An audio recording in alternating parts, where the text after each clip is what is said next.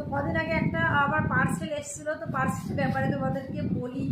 আসলে পার্সেলটা এসছে, একটা শু আমি কিনেছিলাম, আর তোমাদের বলেছিলাম না যে আমি দেখাবো। আসলে শুটা আমার একদম পছন্দ হয়নি, যার জন্য তোমাদের আমি দেখাতে পারিনি।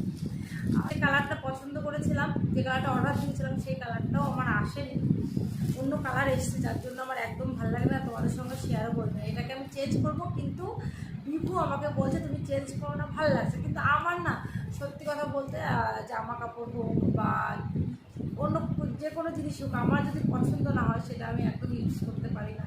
বিশেষ আমার কালার কম্বিনেশন ঠিকঠাক পছন্দ না হলে আমার একদম ভালো লাগে না। সেরকমই এই যে একটা এসছে জুতো, দেখো এরকম টাইপের জুতো কিন্তু আমার ভীষণ পছন্দ, ভীষণ এরকম টাইপের থাকে। আর এরকম অর্ডার করেছিলাম, আর এটা দেখো যেমন ক্রিম কালার এসছে, আর এখানে না একটু পিঙ্ক পিঙ্ক টাইপের এসছে, মানে জাম কালার থাকে না, লাইট জাম কালার বা পিঙ্ক কালার, সেরকম একটা অর্ডার দিয়েছিলাম। আর এর কোয়ালিটি না ভীষণ সুন্দর, ভীষণ সুন্দর। দামটা বলে তোমাদের দামটা কত নিয়েছিল আমার কাছ থেকে, 411 টাকা নিয়েছে এটার দাম। আমার ভীষণ পছন্দ হয়েছে, কিন্তু কালারটা একদম পছন্দ হয়নি। তো যাই হোক, সব কিছু ভেবে টেবে এটাকে পাল্টানোর ব্যবস্থা আমি করেছি।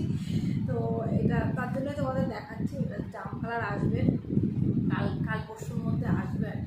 তো আসলে পরে অবশ্যই দেখাবো। তো এটাকে চেঞ্জ করবো, এটা আমার একদম পছন্দ হয়নি, যার জন্য আমি করতেও পারবো না, শুধু শুধু ফালতু রাখা হবে। তো দুটো বলে বলে আমি এটাকে চেঞ্জ করছি। তো চলো